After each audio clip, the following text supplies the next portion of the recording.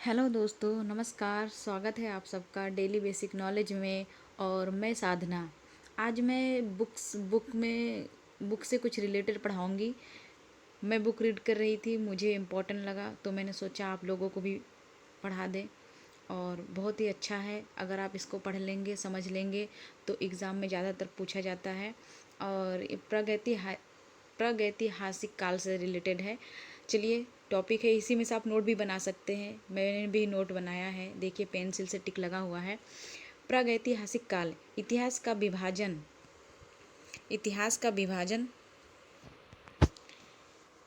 प्र विभाजन प्रगति हास प्री हिस्ट्री, आदि इतिहास, प्रोटो हिस्ट्री व इतिहास हिस्ट्री तीन भागों में बांटा गया है। ठीक है, तीन भागों में बांटा गया है।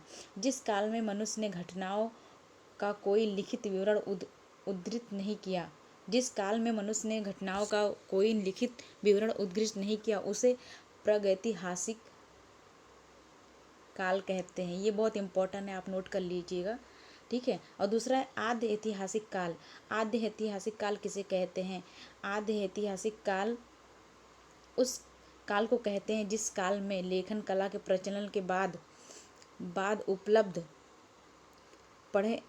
लेख पढ़े नहीं जा सके हैं। आद्य ऐतिहासिक काल उस काल को कहते हैं जिस काल में लेखन कला के प्रचलन के बाद उपलब्ध लेख पढ़े नहीं जा सके हैं। ठीक है, ये दूसरा पेंसिल से टिक लगा हुआ है, आप नोट बना सकते हैं। मानव विकास के उस काल को इतिहास कहा जाता है जिसका विवरण लिखित रूप में उपलब्ध है। इतिहास किसे कहा जाता है? मानव विकास के उस काल को इतिहास कहा जाता है। ये लाइन। ठीक है, ये तीनों टॉपिक आप नोट कर लेना, बहुत इम्पोर्टेंट है।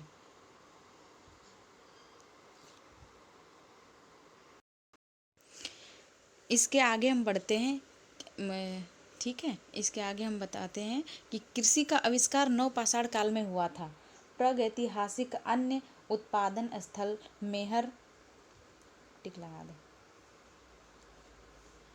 ये टॉपिक है, कृषि का आविष्कार नवपाषाण काल में हुआ था। अन्य उत्पादक स्थल मेहरगढ़ पश्चिमी बालूचिस्तान में अवस्थित है। कृषि के लिए अपनाई गई सबसे प्राचीन फसल गेहूं है। पहली फसल है, एवं जौ थी, गेहूं और जौ थी, लेकिन मानव द्वारा सर्वप्रथम प्रयुक्त अनाज चावल था। पहली फसल गेहूं और जौ थी, लेकिन जब मानव द्वारा अपनाया गया, प्रयुक्त किया गया, वो चावल था। ठीक है। और हमारा ये आगे का टॉपिक है, कृषि का प्रथम उदाहरण मेहरगढ़ से प्राप्त हुआ है।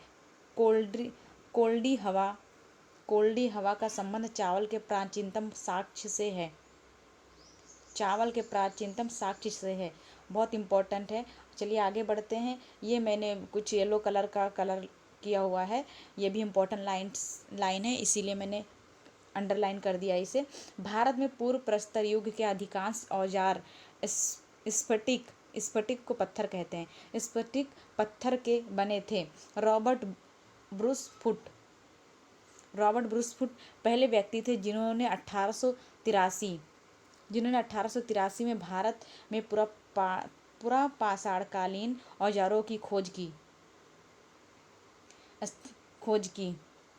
ठीक है, इसके आगे है, पल्लावरम नामक स्थान पर प्रथम भारतीय पुरापाषाणकालीन कलाकृति की खोज हुई थी।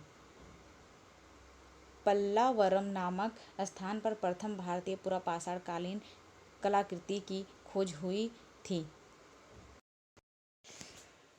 चलिए आगे बढ़ते हैं। आगे का हमारा है, ठीक है, ज्ञानी मानव। सबसे ज़्यादा ज्ञानी मानव किसे माना जाता है? होमो सैपियंस का प्रवेश इस धरती पर आज से लगभग 30 या 40,000 वर्ष पूर्व हुआ था। सबसे ज़्यादा ज्ञानी उनको माना जाता है, होमो सैपियंस को। क्वेश्चन बन रहा है यहाँ पे। चलिए आगे बढ़ते हैं। पूर्व पाषाण युग या पूरा पाषाण काल के मानव की जीविका का मुख्य आधार शिकार था। शिकार पूरा पाषाण काल में आदि मानव के मनोरंजन के भी साधन थे। पूरा पाषाण काल में शिकार करना एक मनोरंजन का साधन था। आगे बढ़ते हैं। आग का आविष्कार पूरा पाषाण काल में एवं पहिए का नवपाषाण काल में हुआ था। आग का आविष्कार पूरा पाषाण काल में हुआ था। ठीक है। और पहिए का आविष्कार नवपाषाण काल में, पूरा पाषाण काल में हुआ था। याद करने का तरीका ये है कि शिकार करते थे, फिर वो लोग आग से भून के खाते थे, तो आग और शिकार दोनों पूरा पाषाण काल में हुआ था। सिंपल है। और इसके आगे पहिए का आविष्कार नवपाषाण काल में हुआ था। आगे बढ़ते हैं। मनुष्य में स्थायी निवास की प्रवृत्ति नवपाषाण काल में हुई तथा उसने सबसे पहले कुत्ता को पालतू बनाया। मनुष्य में स्थायी निवास की प्रवृत्ति नवपाषाण काल में हुई, नवपाषाण काल में।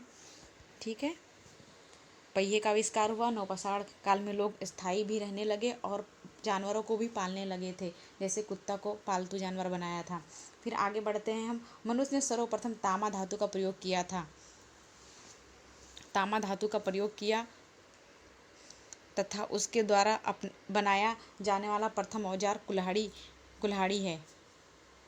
सबसे पहला तामा धातु का प्रयोग किया, उसके द्वारा बनाया जाने वाला प्रथम औजार कुल्हाड़ी है। प्राप्ति स्थल अतिरंपकम था। ठीक है, जहाँ से प्राप्त हुआ कुल्हाड़ी, उस स्थल का नाम है अतिरंपकम। चित्र थोड़ा सही नहीं आया है क्योंकि मैंने बुक से पिक लिया है, मुझे इम्पोर्टेंट लगा क्योंकि मैं नोट बना रही थी, तो मैंने सोचा आप लोगों को भी पढ़ा दे। बहुत इम्पोर्टेंट है क्योंकि बुक में बहुत मोटी बुक होती है, उसमें हर कोई डीपली पढ़ाई नहीं करता है। जब पढ़ो डीपली तो बहुत सारी चीज़ें आप लोगों को मिलती है जानकारी के लिए, जो हर किसी के लिए इम्पोर्टेंट है। चलिए मिलते हैं आप लोगों से नेक्स्ट क्लास में। तब तक के लिए ध्यान रखिएगा, पढ़ाई करिए अच्छे से। ओके।